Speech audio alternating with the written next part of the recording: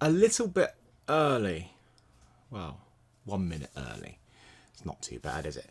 So I'm gonna do this as a general Q&A today. Let me just get this chat page in a better place for me to see it. There we go. Right. Okay. So lots of people from around the world, which is always good, and obviously crazy times. Don't want to talk about that too much today. I want to have make this as light-hearted, as entertaining as I possibly can. I'm going to do my best anyway. So, but just on that, I just want to. I've got a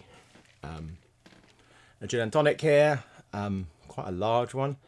I want to do a cheers to all the health workers and anybody who's been affected by the virus. So, cheers to you guys.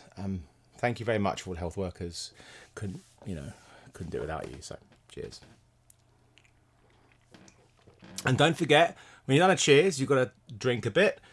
Because I can't remember all the exact rules, but there's a number of things. And we got to make eye contact as well, because I believe it's 7 years bad sex if you don't make eye contact when doing a cheers. I don't know. And I think if you put the drink down without doing a sip, it's 7 years bad luck. And you can't do a cheers with water. Now, there's two reasons why you can't do a cheers with water. Of course, it's total nonsense, but the first one goes back to ancient Greece and the river Styx, which is what you cross when you die, and you cross water, and so it signifies death. And the same actually with the Royal Navy, because it's a burial at sea type stuff. So that's why people don't do a cheers with water. So cheers with the gin and tonic. Right. Lots of things. So what my plan is over however long these next few weeks will be, I'm actually going to try and do 2 lives a week. One will be a general Q&A and one will be a specific topic. I don't know if there will be regular days, but we shall see how it goes. Maybe keep the Friday one as the general Q&A, and perhaps on something like Tuesday maybe we can do a specific one. I haven't decided what topics yet, but we'll cross that bridge when we get there. So don't forget, way this works is I'm going to try and make the lives a bit fancier in future with a second camera, because I'm getting a Shogun 7 from Atomus, which I can do live switching on, so I can put another camera on. Not there's really much else to show, apart from my cats who are here and the gear. And also I want to get some software so I can bring up things on there. In an ideal world, I'd have somebody else helping me, and I would have them in my ear, and they would be reading me the questions, which would be the slick way of doing it, instead of me fumbling around trying to look at questions.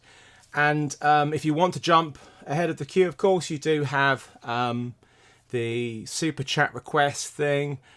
Obviously, it's pay a little bit of money to get your question answered, and of course, during this time, it is appreciated, because I had work booked up until September, and now I don't have any work booked up at all. So we shall see. And the government's in the UK's packages for support for small businesses like myself, unfortunately, I fall down the cracks. So I'm not one, I'm not the other. So £94 a week. Oh well. Okay, I'm going to show you. Oh, I've got a super chat. Here we go. From Brendan. Thank you, Brendan. From a dock jointer's point of view, how do you compare the user experience with the LF and your limited time with the FX9? So, this is the FX9 right now, and I'll show you my setup in a second. This is the perfect documentary camera. The reason why I think it's better as a documentary camera than the Marvo, yeah, the autofocus is a part of it, but it's also the audio is so much better, so much easier, better quality, better preamps, better controls with the Sony. And you have the ability to have 4 channels and radio mics directly in, etc, etc. And it's so much better than the Marvo's handling of audio. That's the main reason. But I have shot a documentary feature, or started filming a documentary feature with the Marvo LF last May, it was. And we were supposed to be doing some more next week, I think, but not right now. So there you go. So, okay, so I'm going to show you the setup. Because I don't have a second camera, I've been creative and I've got a mirror. So this is what I'm shooting on. So this is the live. It's the Sony FX9, of course, and it is the 35mm 1.8. I think I'm at 1.8.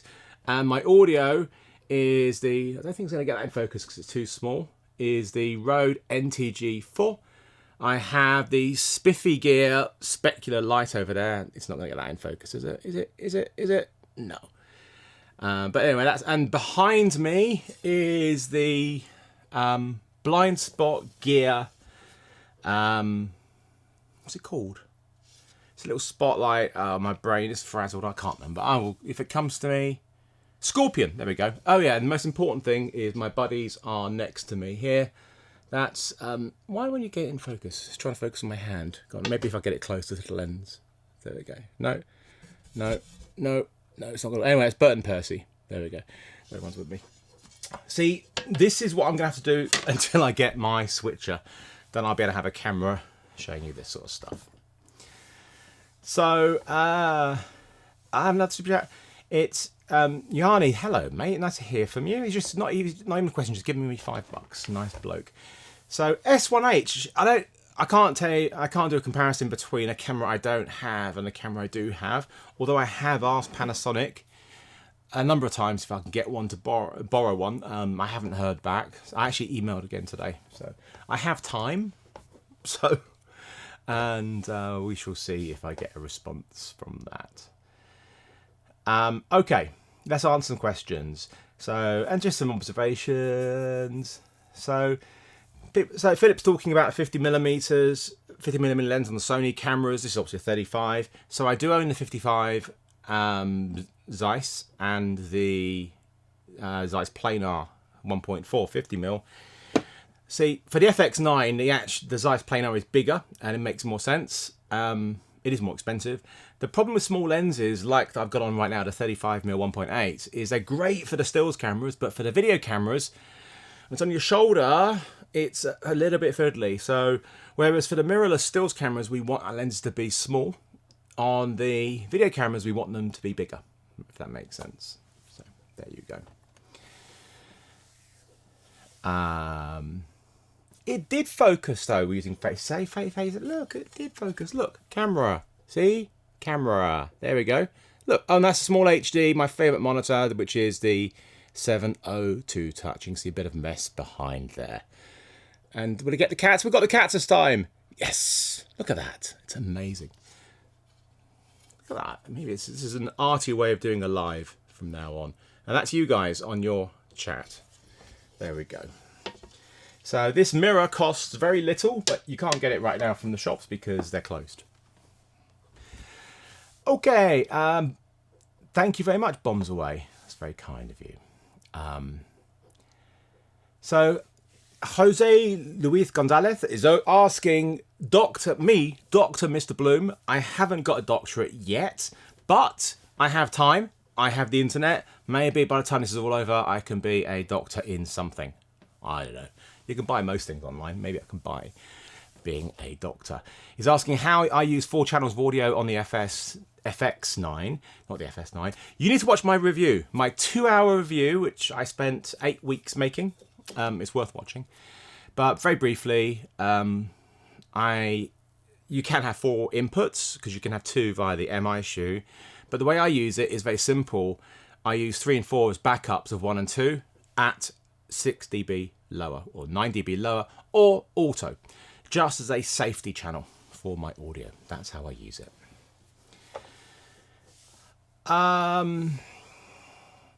So Timothy's asking, how freelancers use gathering camera and safely gather content for broadcasters without breaking lockdown? Is it even possible? Well, it depends on your country you're in and the rules. So if you have, like in London, if you have a metropolitan, a Met Police press pass, you can do it. You can go in there and you show them, and that's basically what you need. You need to have a press pass.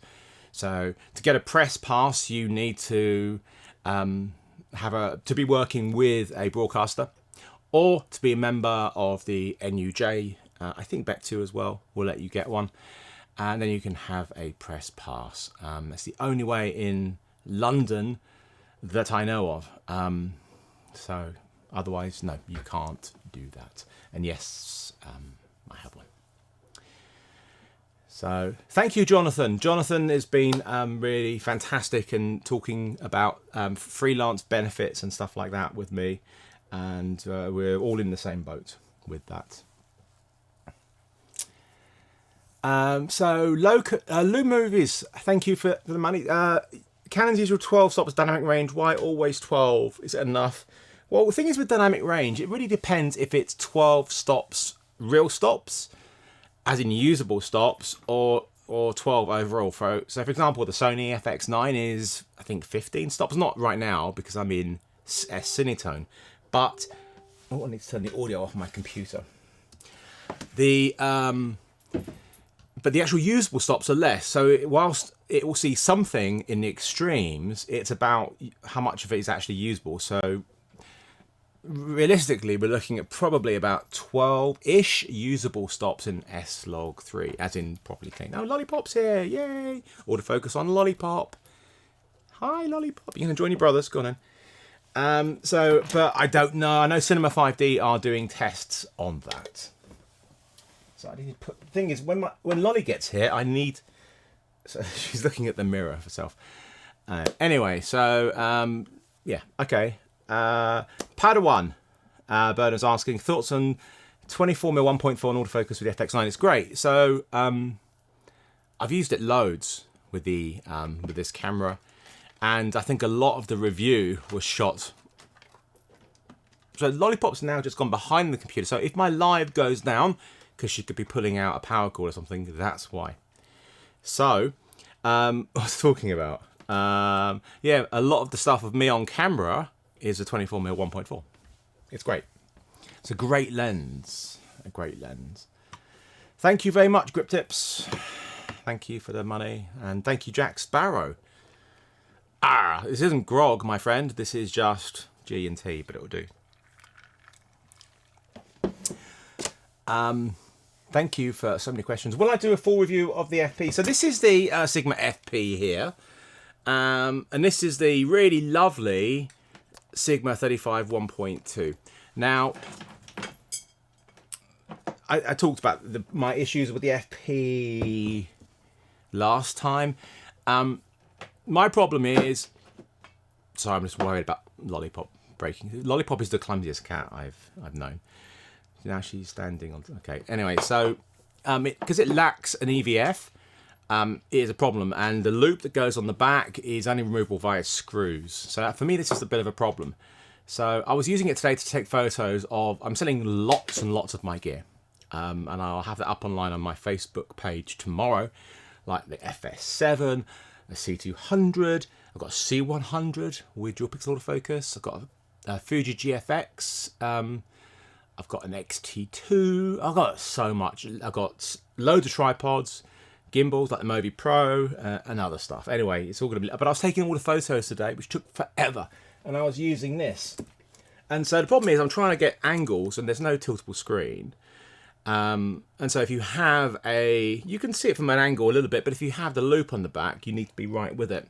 So that's really my biggest issues with it right now, but we're going to get some firmware upgrades, which are going to improve the image and give us some, maybe log, I don't know.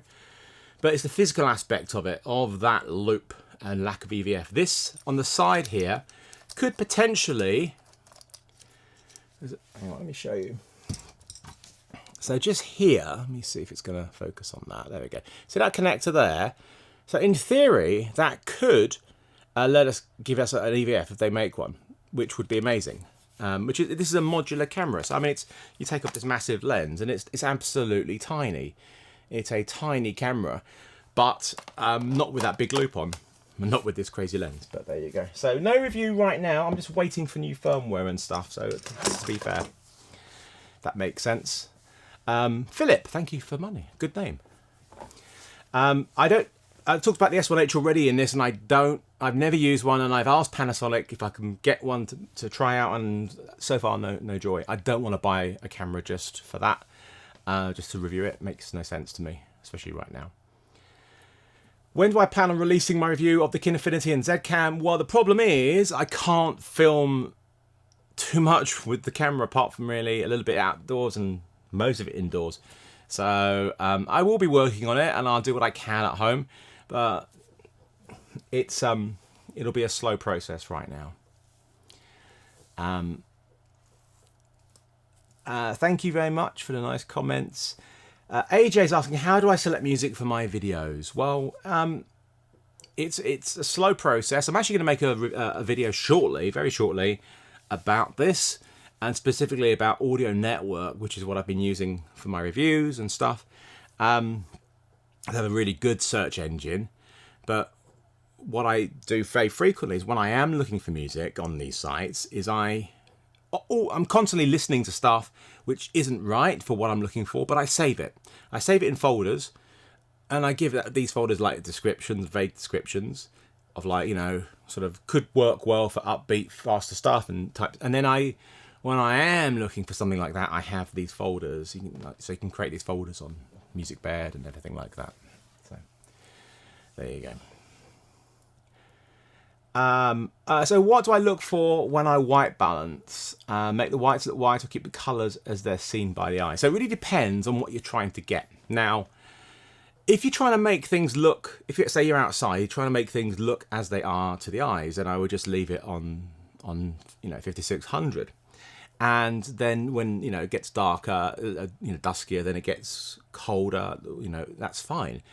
And if the sun comes out, then it looks lovely and warm. The problem is if you start balancing for everything, then it destroys that. But there's times when you want it to just be normal, but not with the sun so much, but certainly when, if it's looking too blue, you want your skin tone to, or maybe too warm at night. So I do have my color charts, and then I have the little one. Do I have it here? I don't have it. I thought I had it here. No, I don't have it here. Anyway, so I use that, and it is worth doing it in camera for certain things. Otherwise, I will stick at 3200 indoors and 5600 outdoors, and they're in my presets. But when you're shooting indoors, if you're shooting at 3200 and you've got tungsten lights, then it's just going to look like white, and you'll lose that warmth. So often, I'll have a balance at 4600, so I won't use a white card. I'll dial it in. So there we go. Andrew, thank you so much, and thank you for the advice about all this furlough type stuff. I appreciate it. And thank you, Carla. It's very kind of you. Tips for a good grade when using Film Convert. Can never get skin tones to look right using it. Hopefully you're using the new nitrate, which is brilliant, so much better.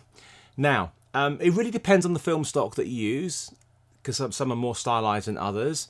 The first few are the cinema film stocks, which are the most naturalish, and then you have the ones which are for reversal film, then black and whites, and then color negative film. You just got to make sure your profiles are exactly right. You've got the right camera in the settings, you've shot in a profile that is supported, and you should be pretty good, to be honest with you. So that's generally my tips for Film Convert. David is asking, thank you for money, do I think Canon are going to release a C model with the RF mount anytime soon? So I don't think so soon. I talked a lot about Canon last time, and the C500 Mark II looks great.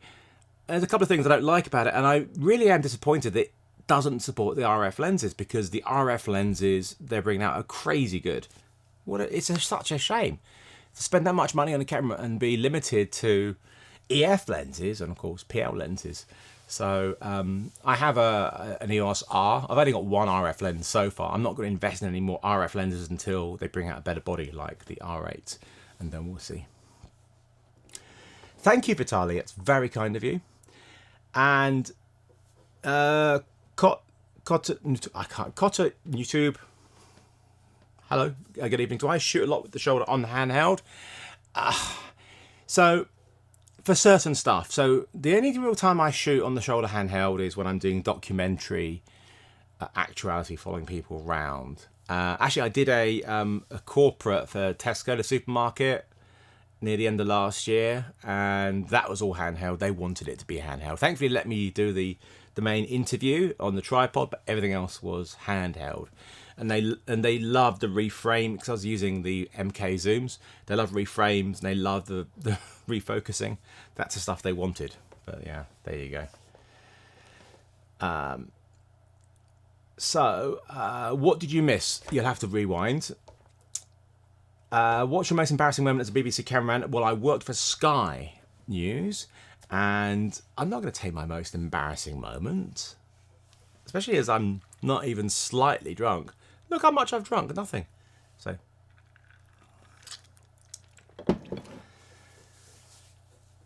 So yeah, I mean, so loud and clear, exactly.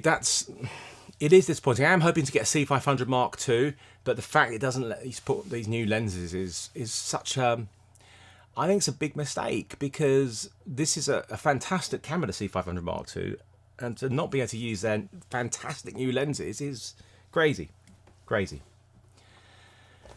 Am I going to do a 90-day FCPX trial? I bought FCPX when it came out, Final Cut Pro 10 when it came out.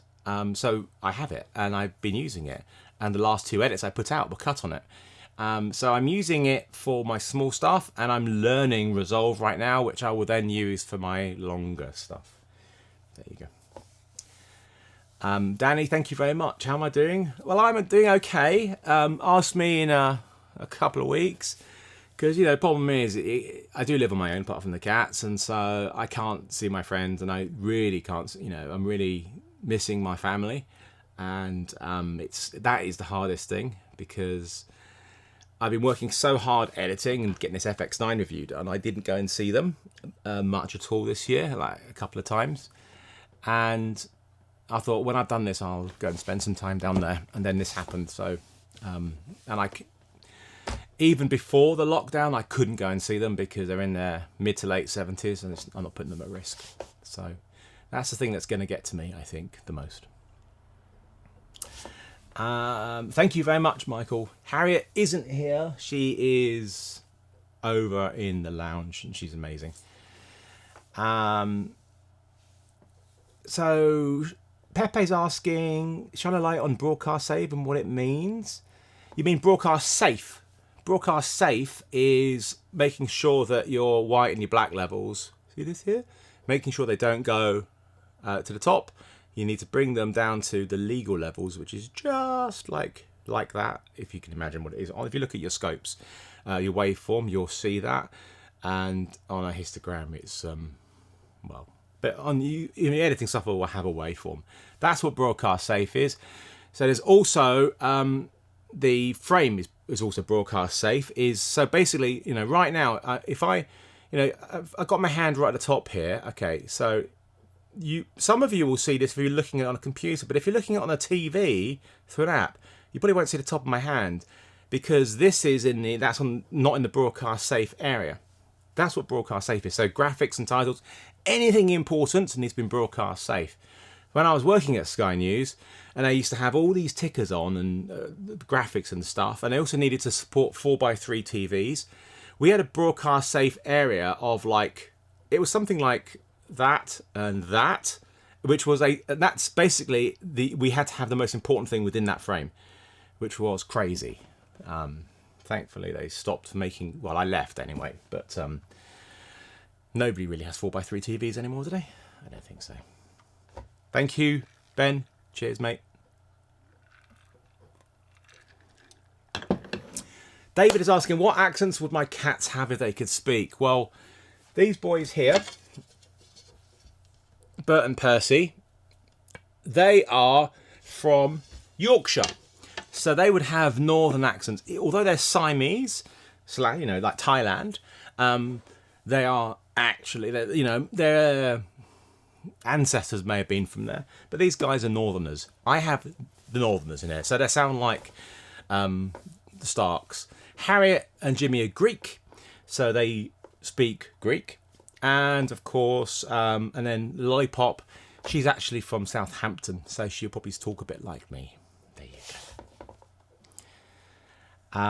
How's Sarah? Sarah's fine. She's stuck indoors, locked away on her own in her house. So, okay. What can I answer here? What do I want to be in the next 5-10 years? What do I want to be? I don't know. I'm not thinking about any sex changes, so I don't want to be a woman. I wouldn't mind being I wouldn't mind being younger than I am now in 5 to 10 years, but I don't think it works that way. That would be quite cool. But other than that, I don't really have I don't have massive ambitions at all. I'm not an ambitious person. I would have gone a very different way in my career if I was. What I am is somebody who just the work that I do is stuff to make me happy. I was going down a path where I could have done a lot of stuff which would have brought in a lot of money, but I didn't enjoy it, and I decided to change completely what I wanted to do, and I just focused on doing corporates here and there to bring in some money, and then do my own personal projects, and that's kind of how I am. I'm happy to keep on doing that as long as I enjoy it. Okay, what else we got here? Any thoughts on newly announced XT4?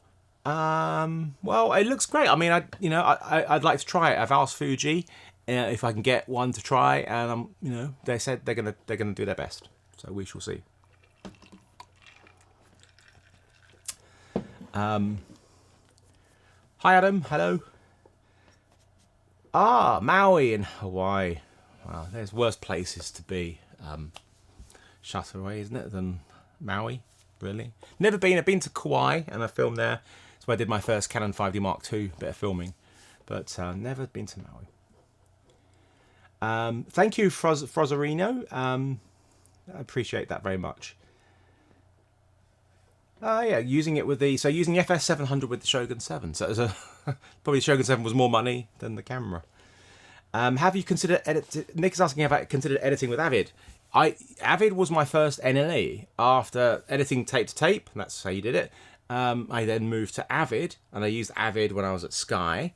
And then when I went freelance, Avid was too expensive, so that's when I got Final Cut Pro.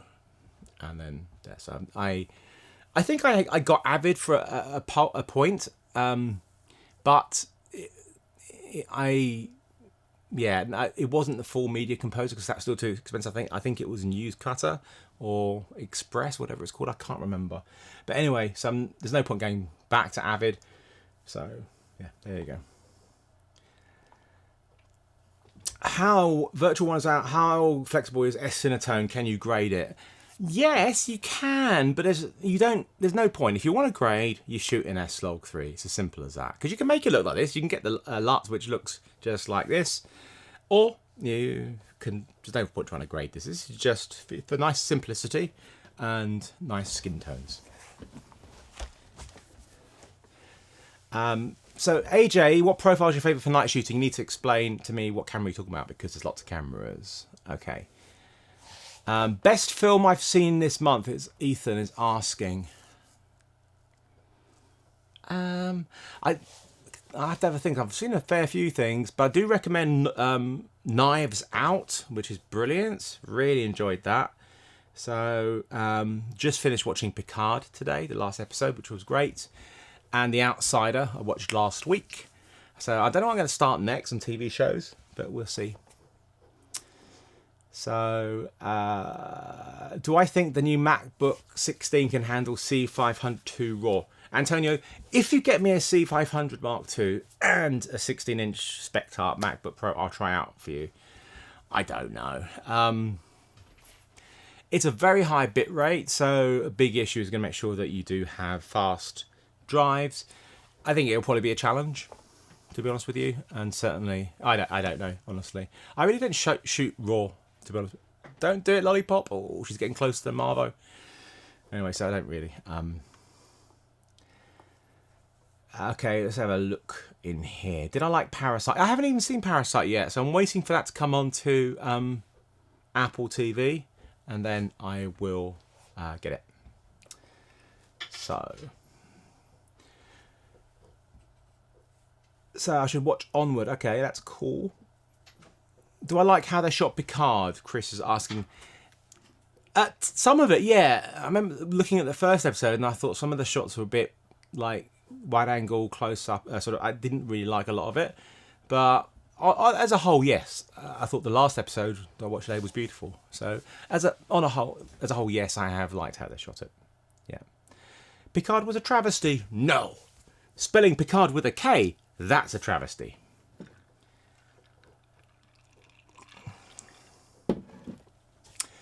So if you shoot red raw, will you ever set white balance on the camera or not? So there's videos about this where it is recommended you do white balance even with raw to get better results, which makes no sense because it's just metadata. It shouldn't make any difference because it is just metadata. That's the theory behind it. But with Cinema Raw Lite, for example, that the C200 works in, you can't change the white balance. And there's lots of raw out there, which like ProRes, it's not metadata, so you still got to get it in camera. See, I haven't seen 1917 either because it was at the cinema when I was editing, and I thought, I will get a chance to go. I'll get a chance to go, and I never got a chance to go. So we shall see. Hello, Joseph Oliver. That was a shout out. Yes, Stranger Things was great. Okay. Do I like Doctor Who? Yeah, I mean, I grew up with Doctor Who. When I think of the new series, it's okay. I don't like it. I don't love it. I don't know. I mean, Tennant stuff was great, and then Matt Smith stuff was pretty good, and I've watched it all, but it's not my favourite thing. David, thank you very much. That's really generous of you. So he's travelled the world for years in sports, but never on camera. He's like better than the old Beta SP and Digibetas. How does the FX9 compare to them for durability and options? So I would say, the Betacam SPs and Digibeta, they were beasts. Incredibly robust.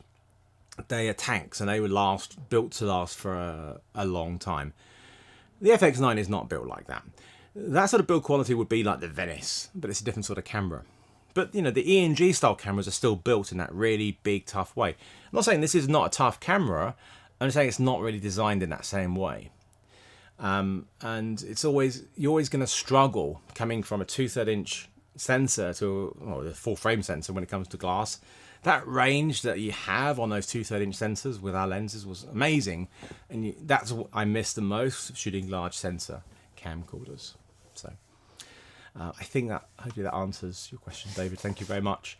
But yeah, I mean, I've still got a little Beta SP somewhere in my lockup. Not that word then. In my locker, my storage. So, but I'm never going to use it again. I have got a DSR 450 as well, which was pretty well built as well. But Knives Out, Ethan. Thank you very much. I haven't seen The Lighthouse. I'd like to see that. So yeah, there's loads of movies that I want to watch. But I think it's important in this time that we have at home is to not just sit at home and watch TV all the time. So my routine right now, what I've been doing, is I've been getting up at 7 o'clock in the morning. Because I hate having a light anyway. It makes me feel quite depressed if I sleep too much. So I get up in the morning and I do stuff. I have a routine and I do emails, I do work, and then I'll watch some TV for a bit. But I try to have a routine, and I tell what is it now? Like 8:30. I would not be working right now normally. I set a routine of like finishing work maybe 8 o'clock, 7:30, 8 o'clock to have dinner, and that's it for the night. So I think it's important to keep a routine even if you are shut away. So that's it's, and also get dressed. When I was editing a lot for the filmmaking masterclass, I was just in my pajamas, and I was feeling depressed because it was just endless. And I found if I just put on my proper clothes and had more of a routine, it really helped me. It's weird, these little things, they do help. So, so many questions. Do I still recommend S-Log3 in low light? No, I've never recommended S-Log3. It depends which camera you're talking about. Oh, A7 III. No, I've never recommended. Do not use S-Log3 on an 8-bit camera. It's too much. S-Log2, yes, it's fine. But in low light, I wouldn't use that. I would use City 2. That's what I use. There you go. Oh, so many questions. Sorry if I don't... I was supposed to put this in slow mode. I didn't know if I did it, so there you go. Next time, I am going to have a better way of reading these questions for the next live. The FX9 and Marvo LF footage better for grading? They're quite similar in a way. So the Marvo LF has got a very Alexa type log, so it works quite well with that. Both of them are absolutely fine with grading, to be honest with you. Both grade really well. And they both got good dynamic ranges. Which one is better? Don't know. Okay. Do I still have a 1DX Mark II? So I do, and I'm selling it. So as I said earlier, like all these photos right now behind are some of the photos I took today of all the gear that I'm selling. And there's a 1DX Mark II in there, as well as an FS7, FS5, C200, C100, Fuji GFX 50S, sliders, gimbals, lenses, and I'll be listing that tomorrow on my Facebook page. So no, I won't. I do own it currently, and I'm hoping not to own it quite soon. Okay. Do I think Sony E-mount? Greg is asking, do I think Sony E-mount is worth investing in? Well, yeah. I mean, I've got the FX9. E-mount's a great system, a really great system. I wanted to show you this new piece of gear that I got, which I'm going to be using with the FX9, although it can work with any camera with a Lank. So this is from Cayman.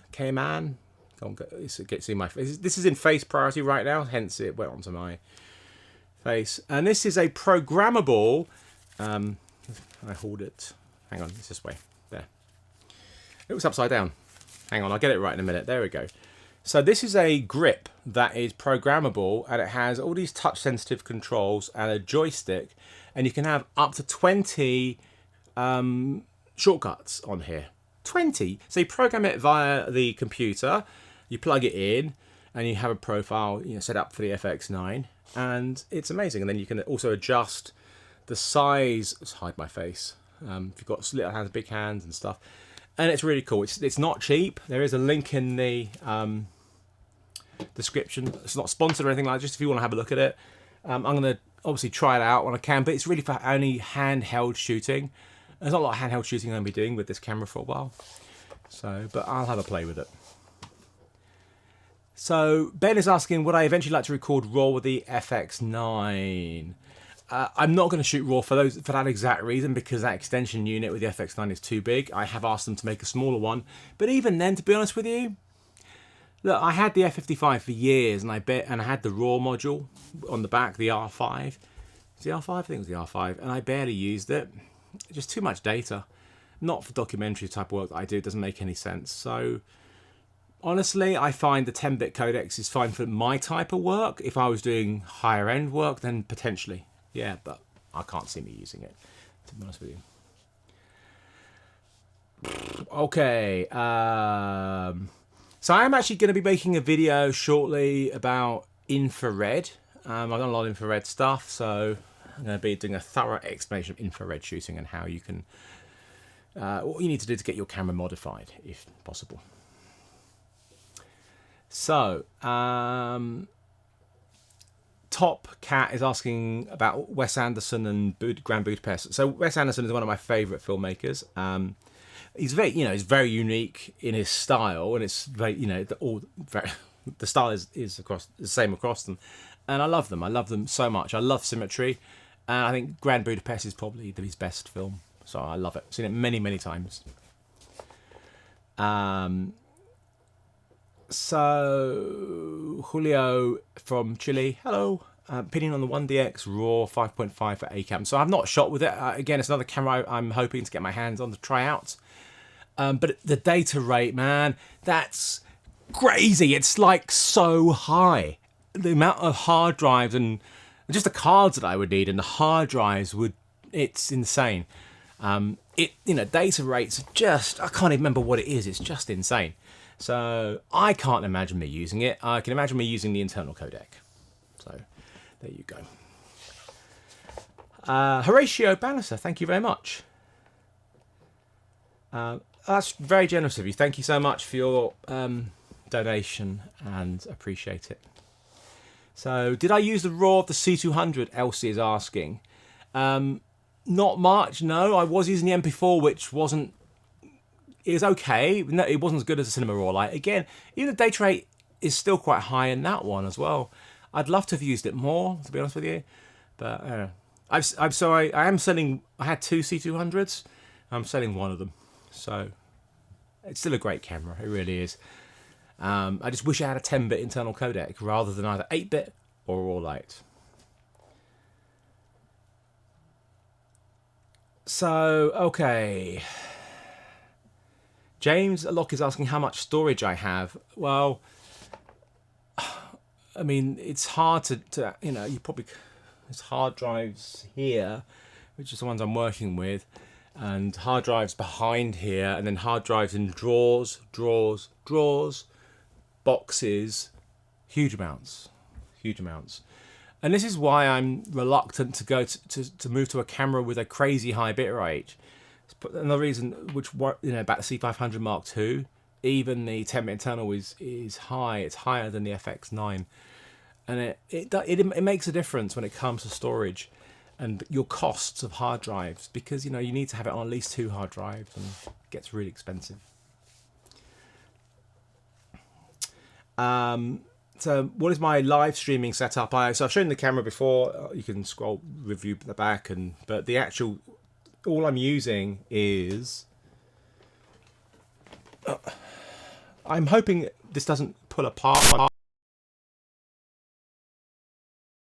I've got to hide my face so it gets it in focus because it's on face priority. So this is the Elgato Cam Link. So it's HDMI here and goes into the obviously HDMI and then a USB 3. That's it, and OBS software. It's like 100 quid that, and it works a treat. There you go. Even I was asking, Sony FX9 or Panasonic S1H? Well, they're two incredibly different cameras, and one of them I've used and one of them I have not, so I can't answer that. But they're very different cameras and very different price points. If you don't have the money for an FX9, get an S1H. S1H looks really cool. The only thing about it that I've seen is the noise reduction is quite heavy-handed at times, so they need to be able to bring that down. So, drinking time. And if you just joined me, cheers. Thank you for joining me on a Friday night. Okay, right. And I do have a server as well. But I don't have anything crazy big and expensive. But hard, storage is one of these biggest issues that I have. So, how's my back been doing? David's asking. It's okay, but I haven't really been shooting for any big shooting jobs for a while because I did the MZ masterclass and then edited that for months and months, and then tiny little shoots here and there, but nothing major. It's still not great, and it won't be great for a long time. I'm talking about the MZ. So the link to my masterclass, my new masterclass, Filmmaking for Photographers, is in the description, and even if you're not a photographer, it is a great course because it covers basically the course is designed to give the person watching it the essentials without, the previous masterclass had things like interviews and drones and time lapse.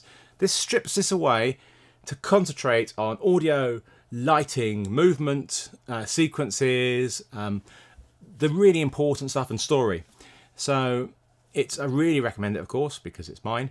And their new wedding masterclass is just come out today. And what's really great is that MZ are donating 20% of all sales across everything to a charity in LA for a food bank for families who are suffering because of COVID-19. So it's a great time to learn, isn't it, while you're stuck at home. And we'll do a video soon where I'm going to set you a challenge, a shooting challenge. There you go. Thank you very much, Matt. That's so generous of you. Talon 6 aerial. I really appreciate. Cheers, my friend. So Manny, I think, look, my cinematic masterclass I really love. And if you're interested in interview technique and time lapse and drones, then it's worthwhile. But the filmmaking photographer's masterclass is better in many ways. It goes into more depth on all of these key topics. I mean, having a whole episode just on lighting, for example, there wasn't one in the cinematic masterclass. It was just spread out across everything. So if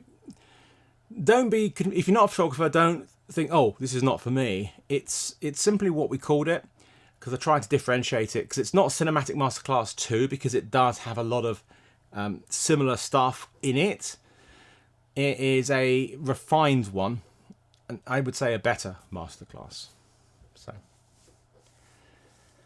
101 blog will do me a deal on some storage, so I can do some 8K. Well, I don't have an 8K camera, mate. I've got a Dell 8K monitor in my lounge, and I have a little tiny little editing setup there, which I don't really use. But it's a Windows PC from Dell, and their monitor is 8K, and I want to do a video about it, but I haven't got an 8K camera yet to shoot anything with. So once I do, that'll be really cool. But that's the problem with the R5 that scares me, is just how big are these files going to be on the R5 when it comes out to shoot 8K. See, I don't need 8K. This is the thing. I don't need 8K. I would find it useful for interviews, punching in, reframing. So you could go from, a wide, and just imagine this is a crop rather than me moving, to a close-up just by reframing. How cool is that autofocus? It's pretty bloody good, isn't it? So, anyway, so that's why I don't really feel like I need 8K. 6K would be good. And this camera has a 6K sensor, but it downsamples because the XAVCI codec doesn't do 6K and does 4K max. So I'm hoping they can get a new codec in there at some point in this camera's life to open it up. I do have the Marvo, which is 6K LF, and I have the E2 S6, which is 6K as well. But 8K, I don't need it. That's the thing. I don't need it, and I'm worried that the 4K might be cropped. I hope not. So, yeah, 8K. I don't need it, but I would still like to shoot some 8K. Oh, so many questions. 8K 30p is the same as 6K 60p. Well, no, because one's a resolution and one's a frame rate. They're two different things. So just imagine. Let me try and what am I doing here? So there's your frame, right? It's 8K, and 6K is smaller. Why am I not in frame here? So imagine this is 8K as your frame, and then 6K is smaller, 4K is smaller, HD is smaller. So it's irrelevant what frame rate you're shooting at. You could be shooting at 1 frame a second. It won't change the size of the image. That's a resolution and frame rate. There's no similarity. Doesn't make sense. Will I do a video on the S6? I'm hoping to do a video about all of the Z cams, but I'm hoping to get an F6/F8 to go in with it. I'd like to do it as one big video. What I think about rocking on lenses, they're okay. Yeah, they're good budget lenses. I've only got a couple. I've got, well, you know, rocking on Samyang, I think, are the same thing. So I have the 35 1.4 for the Sony, which is really nice. Okay. Let me see these questions. Freelance societies, a journalist, filmmaker, mostly working in conflict zones or complex areas. Think about transitioning to tell his own stories. Advice on leaving the news world is very difficult. So when I was at Sky, so I was senior cameraman at Sky. You know, I'd spent 17 years working my way up there. And then I realised I needed to leave because I needed to change and do other stuff. So I left and went freelance. And I had to start completely at the bottom when it comes to work because I didn't want to shoot news anymore. So I didn't take any news jobs. I just took other stuff which I didn't want to do because I needed the money. So it took me a while to start getting the stuff that I really wanted to do. It took a few years. And that's what you're going to have to do, is when you freelance, you'll end up doing loads of stuff you don't want to do, but that's the way you're going to start building up stuff. And every now and then you get to do the jobs which are much more you, and you try and cultivate those relationships. Mikey, thank you very much, Mikey. And the cats are doing okay. We have two of them there. Whoa. There we go, two of them there. And there is a lollipop. You probably can't see her. Where is it? Oh, I can't get it. She's difficult. Lollipop! Come here. Come here. She might come over. Tony, thank you very much. I really appreciate it. So the data rate should be equal on 8K 30p and 6K 60p. It depends on the camera, to be honest with you. It depends on the camera and the codec. I don't know. But they're two different things, so it's not about... I don't know. The only reason I wouldn't shoot 30p or 60p, but the only reason I'd shoot sort of 50 or 60p is for slow motion. I wouldn't do it for anything else. So... What gear would I use to shoot the Wonderlist today? With the FX9, for sure. And probably the Sony A7 III instead of the A7S II. Movi Pro, Rhino slider, which is the new Rhino slider, and not the old ones. I'm selling my two old Rhino sliders. And drone would be the Mavic Pro 2. Mavic 2 Pro. I was getting confused. Mavic 2 Pro is what I would use. So yeah. Field monitors and EVS. So yeah, I mean, it's just watch my videos. I have a video on my favorite monitor, which is, here we go again with the mirror here, which is the, come on, get in focus. It was doing it a minute ago. It might work again. It's not there. There it is. So that's the 702 Touch, my favorite one. And EVS, I still love the Gratical Eye, and I've got the new Chameleon Pro, which is pretty good on there right now. Do I think it will stop at 16K? I don't know. Who knows what it's going to stop at? I don't think 8K is going to be workable for me when it comes to data size. And you know very well that, okay, so like the Zcam F8 recording in 8K and H.265. It's the only way it can do it. But it just means you've got to transcode everything to ProRes or something, and the data, you have the original files and then you have your transcoded files, which are going to be huge. So 8K scares me. Okay.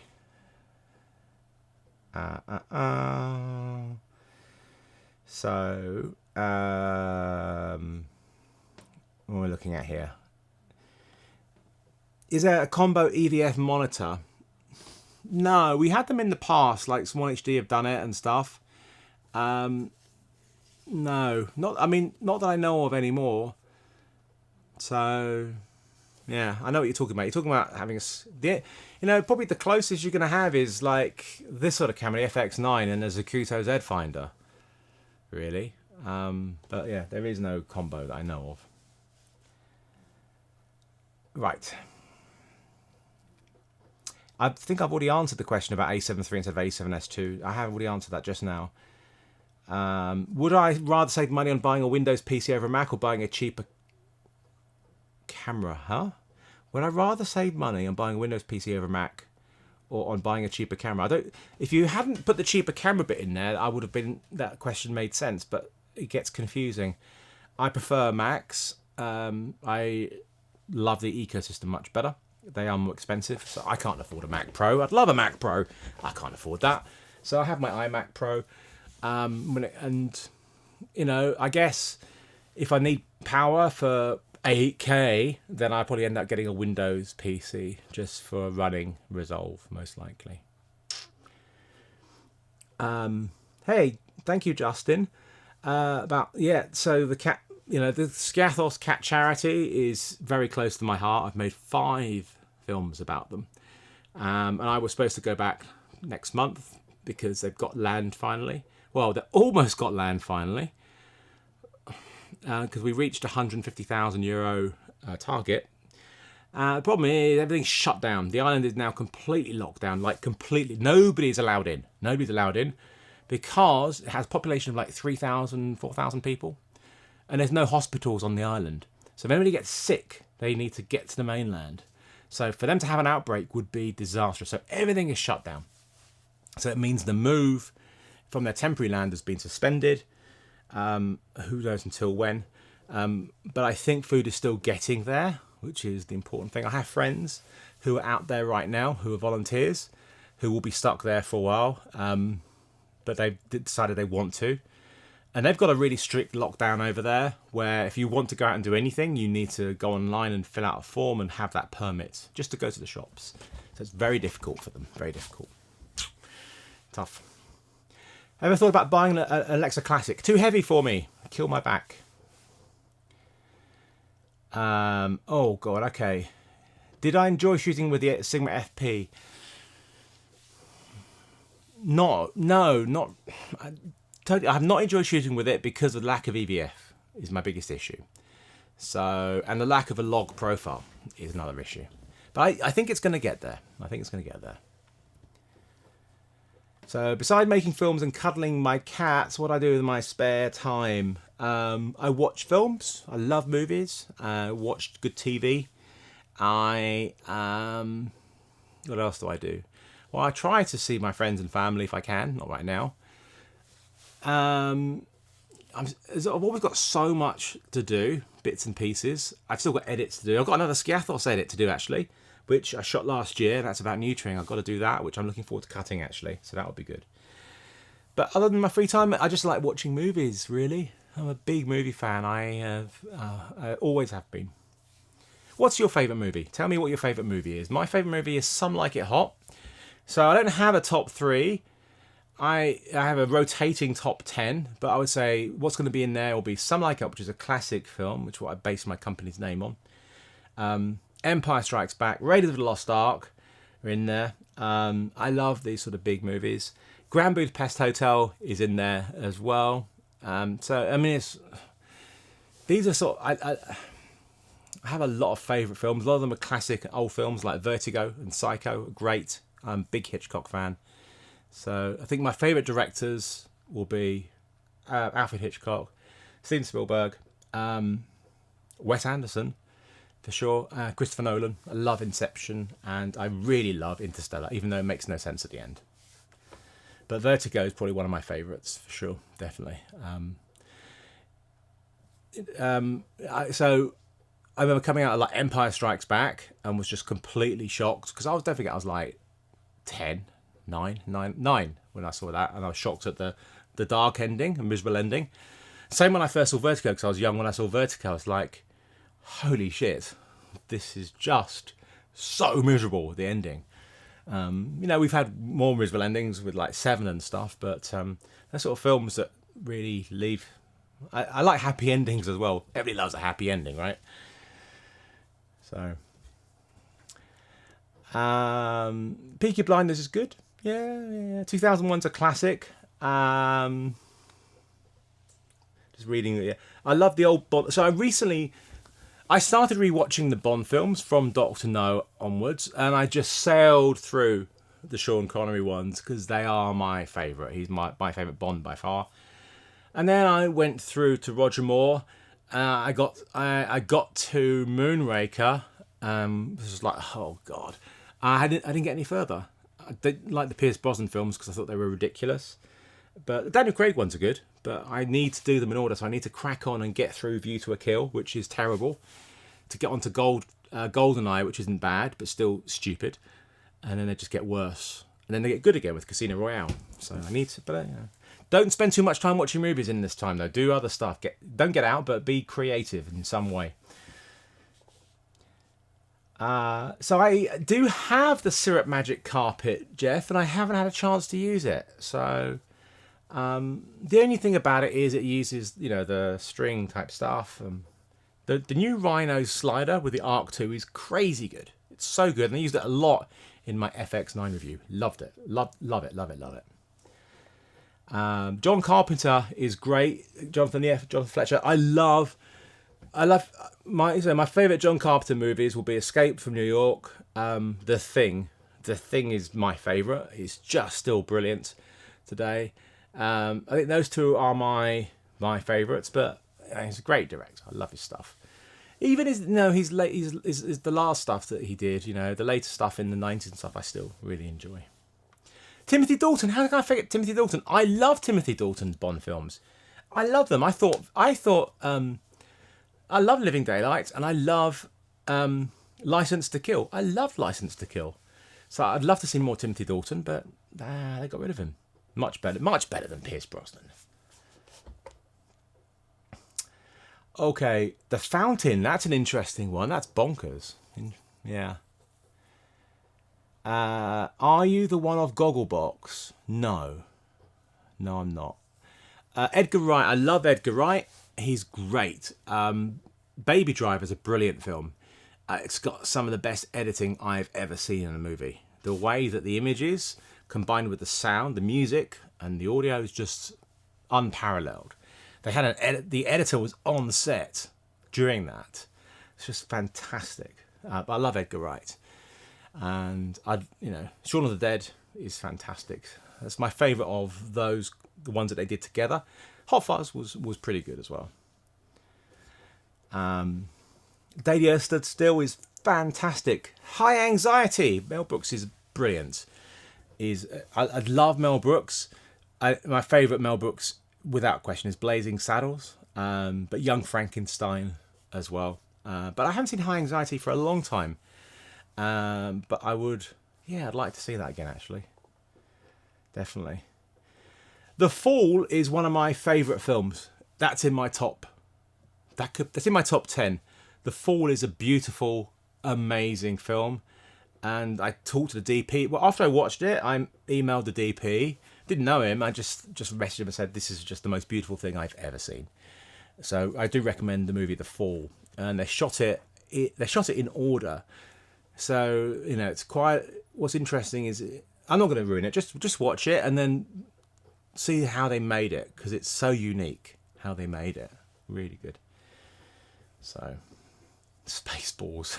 Spaceballs wasn't the best. It was a bit very forced, but in Dark Helmet, it was fun. Did not like Men in Tights, I'm afraid. Did not like Men in Tights. I didn't like World's End either. So just reading off the comments of things I liked. Mel Brooks' silent movie, so yeah. Ridley Scott. I love Ridley Scott. Blade Runner, the original Blade Runner is amazing. Alien, the original Alien is amazing. And yeah, the Blade Runner 2049 is amazing. And I love The Martian. Love The Martian so much. Martian is a great film. I've never shot. So Jen's talking about Dunkirk and IMAX. I've never shot movie film, so I have not shot 65mm. No way. Do I want to? I think I'd be terrified.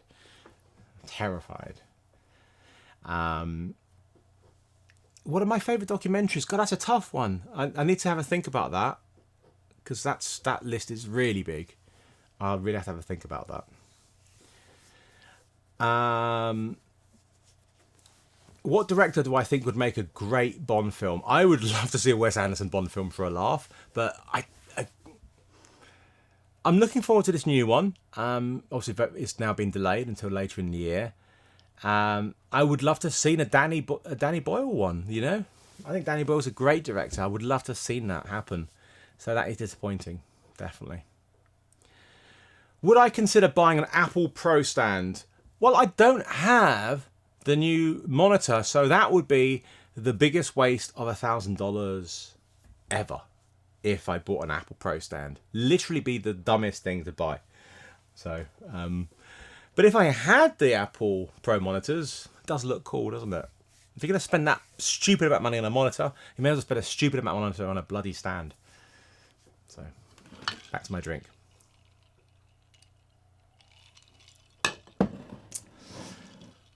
So yeah, Ford v Ferrari, which they stupidly called Le Mans 66 here. That was cool. I enjoyed that. I'm trying to think of anything that I've seen recently. Knives Out was great. Mark, thank you very much. Jimmy isn't here. Jimmy? No, he's not here. He normally is. But he thanks you very much, and I'll get him some extra prawns with that. Thank you very much. Okay, so I've really enjoyed the questions which haven't been about gear. So talking about movies that we love. Music is a big thing for me. And music's film soundtracks. And, you know, John Williams is my favourite film composers. John Williams, Bernard Herrmann, who did the Hitchcock films, Jerry Goldsmith, big fan of. I really like some stuff. I love the music in Interstellar, but I don't like a lot of what Hans Zimmer does. But I did like Interstellar. I just think I'm missing a lot of really good movie, themes, and we don't really get that a lot. We get very atmospheric music, but no real solid themes like we get in Superman and Star Wars and stuff, and all this sort of thing. So I kind of miss that. But I'm always watching old movies anyway. So, do I like Steven Soderbergh? Yes, I do.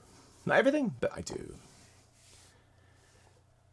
Oblivion, yeah, okay. Oblivion soundtrack is great, and I really love that film. It makes me want to. I've watched it a lot. I've watched Oblivion maybe 6 times. I think it's a great film.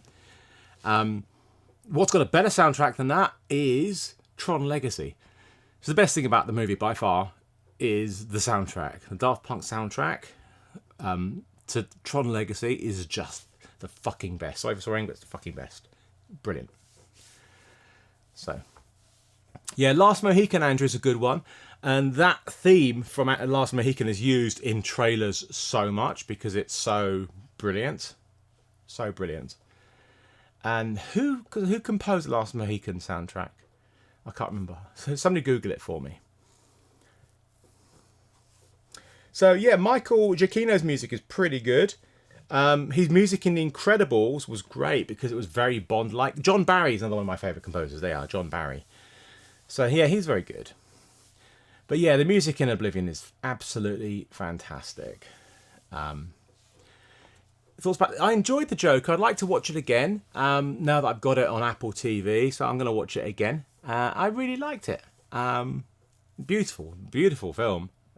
Lawrence was DP. I loved how he made it look fantastic. I'd like to watch it again. Peter Greenaway, yeah. The Cook, the Thief, His Wife and Her Lover. Very vibrant filmmaking colours, and I do like that, definitely. Have I seen The Party with Peter Sellers? Of course I have seen The Party with Peter Sellers. Blake Edwards, love Blake Edwards. The music from RoboCop, original soundtrack, is great. So the original RoboCop is a brilliant film, and I saw that when I was young. Not that young, maybe 16. I can't remember who did it, but it's great music. Oh, it is. The guy who did the music for RoboCop is the guy who did the music for Conan the Barbarian, I think, which is also a brilliant soundtrack. Thank you so much, Samar. Thank you. I will take care of myself as much as I can. My family, I've just sent them some masks, which I got from, which sent to me from Hong Kong, which was great. Some friends out there. So I just sent them some masks. I sent Sarah some masks. I sent my parents some masks. Yeah, there we go.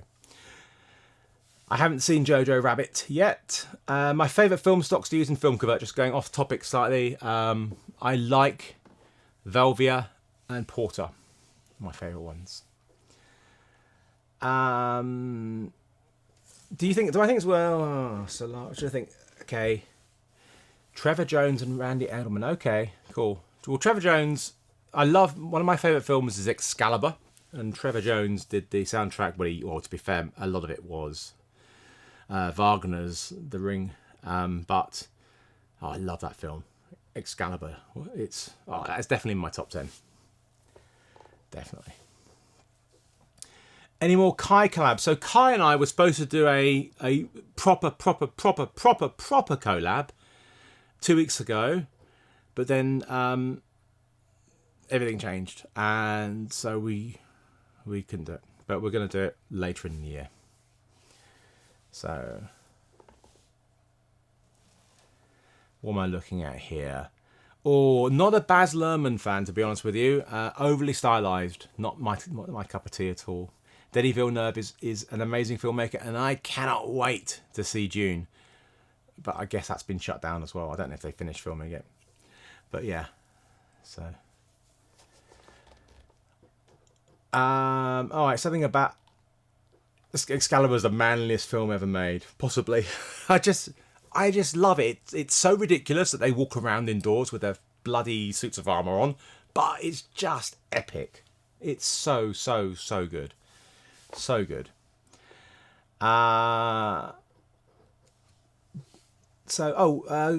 Goots Media, you're in a 1DX Mark II, and you're thinking about upgrading to the Mark III. Well, if you love the Mark II and you love that form factor, then sure. I haven't used the Mark III, so I can't tell you. It's another camera that I'm hoping to get my hands on to test out. But yeah, I mean, if you can afford it, then sure. Definitely. I mean, it looks really good. It's the shame. I personally wouldn't buy it because of it not being a mirrorless. Because you don't have an EVF. You'd have to put a loop on there or... No. That's why I'm hoping that Canon bring out a mirrorless with that sort of quality. That's what I'm waiting for. So maybe it's worth waiting for that. I don't know.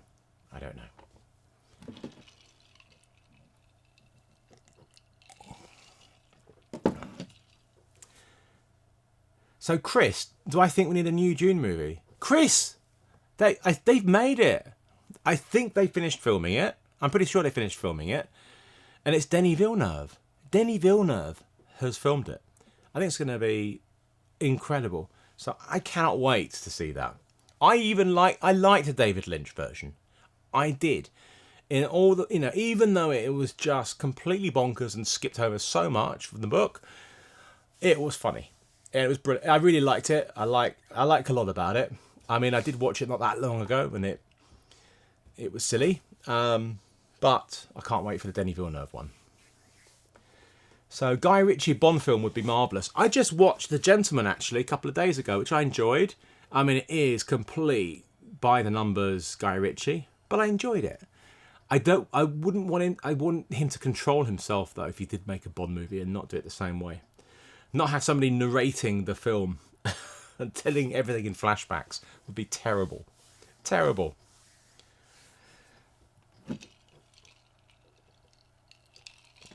Using an external EVF for the 1DX Mark III, yeah, you'd have to rig it up though, wouldn't you? And most EVFs require power, so you need battery for that. Oh, nightmare. Am I going to buy the Zion Zhiyun 3 for my FX9? Look, to be honest with you, I have a Movi Pro, which I'm actually going to be selling. I'll be listing that tomorrow. It's too big and heavy for my back to deal with a heavy camera like this on a gimbal, so I use smaller cameras for gimbals. But I'm probably going to get from Zhiyun the 3 to test out, so we'll see how it goes. I don't know if I'll use the FX9 on it, maybe just to try it out, but the Marvos probably, for sure. Yeah. Any preferred film genre for fictional movies? Science fiction is probably my favourite genre. Definitely. Science fiction. I love it. Cameraman Sajeev is asking, what about waiting for the Sony A7? I think you're talking about the A7S III over the 1DX Mark III. Maybe. It's just no idea. I mean, obviously, I've got here, this camera out of focus, which you can't see, is the new A7S III. But I can't tell you about it because I'm under NDA. In fact, this doesn't exist. I'm going to put the mirror on it so it disappears. So it was never, ever, ever there. Okay? Don't take me seriously. I talk a lot of crap. Sony Venice or FX9? Depends what you shoot, mate. If you're shooting movies, Sony Venice. If you're not shooting movies, get the FX9. And depends how rich you are as well. It's a lot more money. Have I worked with any of my 360 cameras in recent times? No. No, I haven't used them for a while. So let me look at any other questions. Which Noble chair do I own? If you look at my video called 10 tips for unboxing video, that was unboxing this chair. So it should have all the details in there, the box and everything. So check out, it's a very fun video. And for me, it's actually a very short video, which is quite rare. I've never used the S1H, and I've talked about this already a few times. I need to borrow one to be able to know anything about it. So, my favourite smartphone camera is without question the 11 Pro. There you go. Have I ever filmed in the Lake District? No. I did a masterclass there a few years ago, but never filmed there. No. Do I do any photography? Yeah. I mean, photography is my hobby. It's what I do with... Actually, that's what I do with a lot of my free... when I have free time and go out with a camera, it's not to shoot videos, it's to shoot photos. So... My style is quite photographic in a way, in that I'm a big fan of composition and movement within the frame, rather than constantly moving the camera. So I have a very classical way of shooting, my favourite way of doing it. Okay, what have we got here? Have I seen Devs on Hulu? I don't have Hulu here, but I've heard about it, and I'm a big fan of Alex Garland, so I want to see it. So, I do have the Insta360 1R, but I haven't really had a chance to use it much. And I'm getting a new version of the 1-inch sent to me shortly, so we'll see. Okay. Oh, blimey, some hard questions here.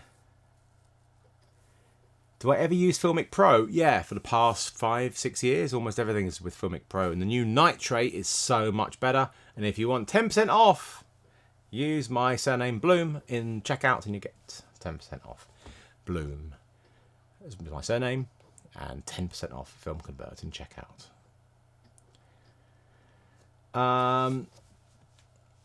Do I like the large formatted GFX 100 versus... I love my GFX 100, and if you watch my film Sharmalipi in September, which is probably my favourite thing I've ever made, that was with that camera. And I love that camera. I haven't shot much video with it since, but I love it. It's a different camera to the FX9. The FX9 is a proper video camera with audio and blah, blah, blah, blah, blah. But I love the GFX 100 so much. Okay, favourite animated film. Oof, that's a tough one. I don't know. The first 10 minutes of Up is probably the best animated film ever. So, this is a gin and tonic. Thank you, Umid. Cheers to you, mate.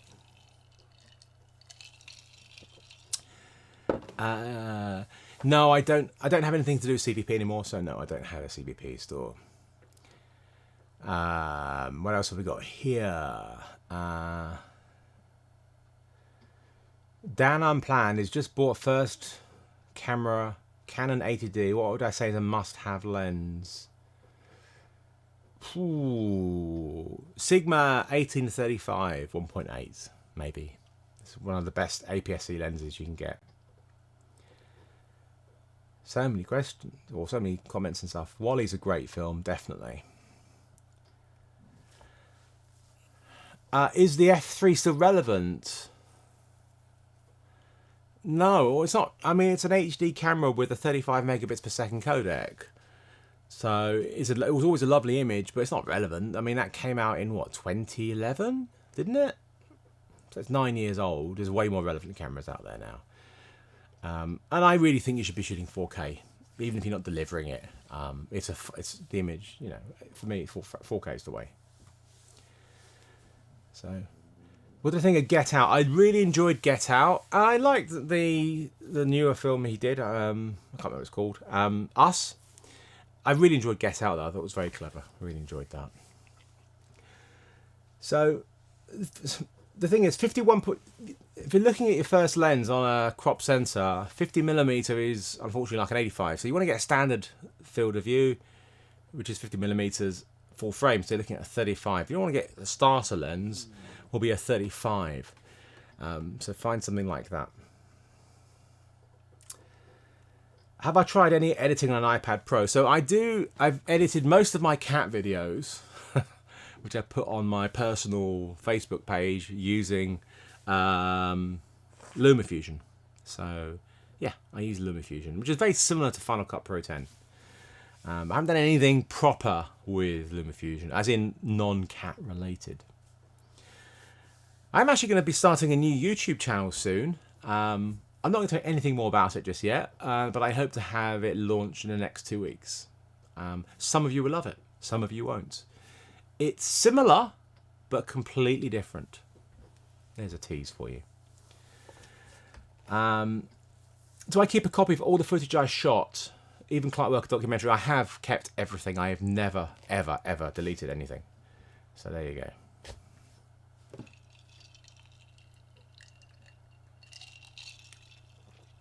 So probably going to go for about another 10 minutes because I want to keep these at a manageable length of 90 minutes. So because I know some people delete their lives off their channels, but I want to keep them up. But therefore it needs to be a manageable length. If somebody sees a 3-hour live, they're not going to watch it. Even 90 minutes is quite long. So just another 10 more minutes. So if you want to ask any big questions, go for it now. Somebody's asking about the Blackmagic Ursa 4.6.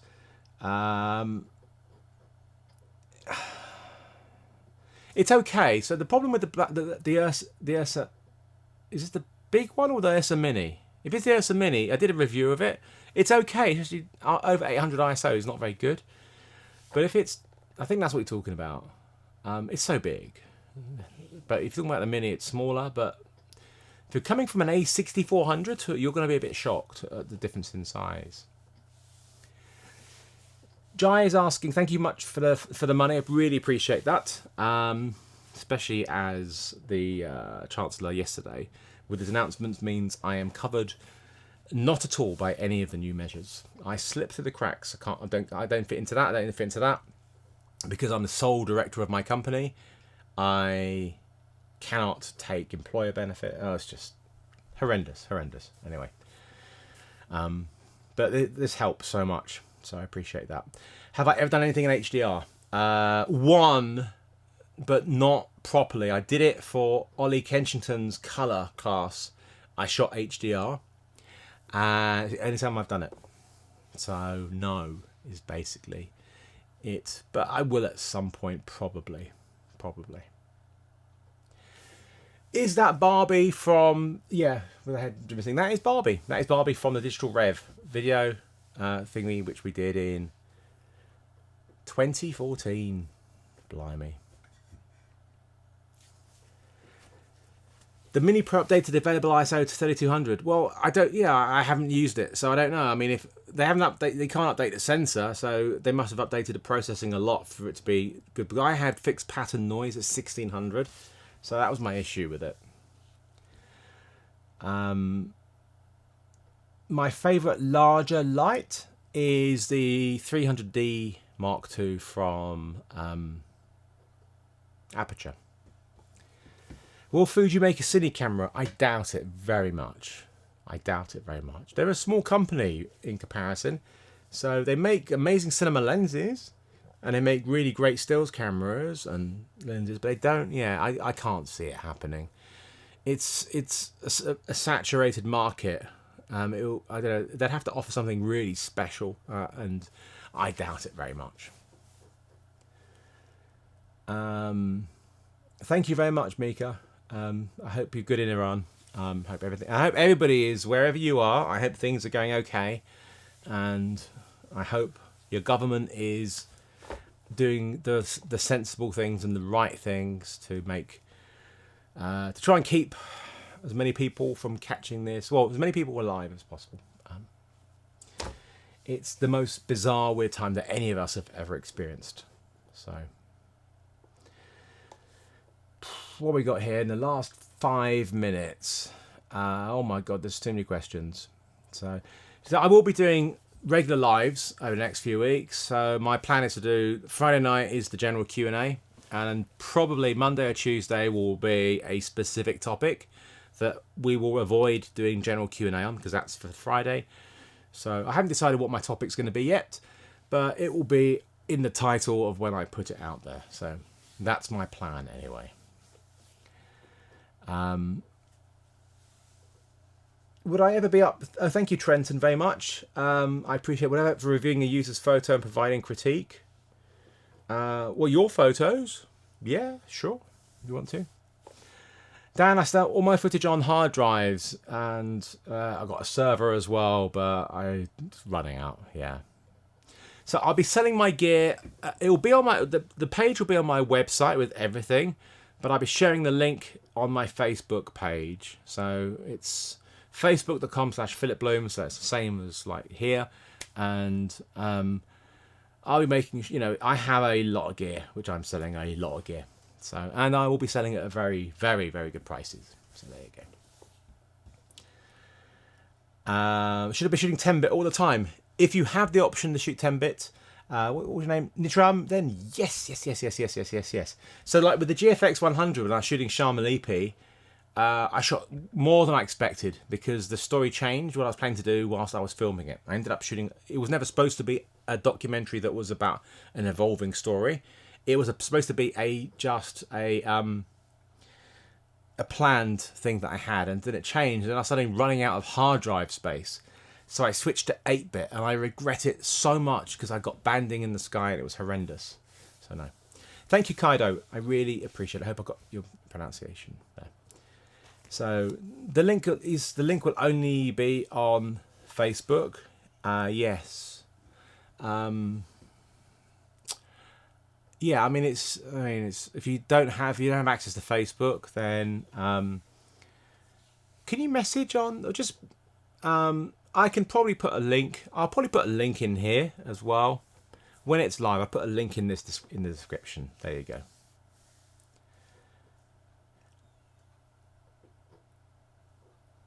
Actually, Dan, I have a brand new Insta360 One X, brand new, unused in the box, which I will be selling. So just drop me an email. My email's on my contact on my webpage, philipbloom.net. So will I be selling internationally or UK only? So this is the big question. It really depends if I can ship internationally. That's the problem. I don't know what is going on with that. So if I can't ship internationally, then no, sadly I can't. I think it's going to be. It could be difficult. Do I have? Thank you very much, Kotantup. Do I have any idea why Sony limits the functions that can be accessed with a wired remote control on the DSLRs? I really don't know, to be honest with you. Is it only 5 functions? I really don't know. But their Bluetooth controllers are getting better, and they've got this there. Where is it? I've got one here somewhere. So this is the I can't remember. Can you read what that says? I've got to hide my face because otherwise it won't focus on it. There we go. You can see what that's called. I can't read it with my glasses. P1. It's the Bluetooth controller anyway. So I use this with my A7. Hide my face because of the autofocus. And this lets me control zoom and focus and autofocus and stuff. I really love this. This is great. A couple of minutes and then I'm going to go and have some dinner. Camera strap or no camera strap? I always use a strap on to keep it nice and safe. Definitely use a strap. I'll have one on the FX9. Yeah, definitely. But I come from a news background, so I've always had straps. So there we go. Well, one more minute. So I am doing, hello Ross, I am going to be doing a challenge, shooting challenge. There will be no prizes because, to be honest with you, if I have any leftover gear, I need to sell it to get some money coming in, to be honest with you, because things are going to be difficult for a while. So the challenges will be for your own creative benefit. Thank you, Jake. Is the FX9 worth it over the FS7? Yeah. I mean, I'm assuming you've watched my 2-hour review, which I think is, it's the best review I've done. I put so much into that. And without question, even if you're just shooting Super 35, the colour, the autofocus, and the low light performance alone is worth it. And with the full frame, it's crazy good. The improvements in audio as well, it's just a much, much better camera. I am selling my FS7. There you go. You don't want to see me with a strap on? My camera. Strap on my camera. Jonathan, your mind is dirty. Very dirty. So many questions about the S1H. No, never used it. I need to get one from Panasonic. I have emailed them again today. Yes, I know. I was trying to be a bit rude there with that phrase anyway. All right, guys. So I am going to go now. Because I haven't had dinner and it's 9:30 and I don't want to eat too late because I won't sleep. So what I'm going to do is, I'm going to probably do a topic based live on Monday or Tuesday night, and then I'll probably keep Friday night as a regular 8 p.m. live Q&A. So this is my second live on YouTube and they're fun, and I've enjoyed it. So I hope you've enjoyed watching it as well. And I think we should do a cheers again to all the health service people, nurses, doctors who are saving so many people's lives right now, paramedics and everything. And they're doing an incredible job. And I hope you all stay well. And we will get through this. And I will try and provide you with enough fun lives and content over the next few weeks, months, however long it's going to take. That's the plan anyway. So there you go. And thank you so much, everybody who's been watching. I really appreciate it. All the comments, and thank you, Richard, for the money. Appreciate that so much. Everybody who donated money, it really helps me a lot. So I appreciate it. Take care, everybody. Have a lovely weekend. If you're with your family, I hope you're enjoying your time with them. I'm sure they'll be driving you mad soon, but enjoy this very unique time that we're having. I'm going to end my stream. Bye-bye. Did I end it? No.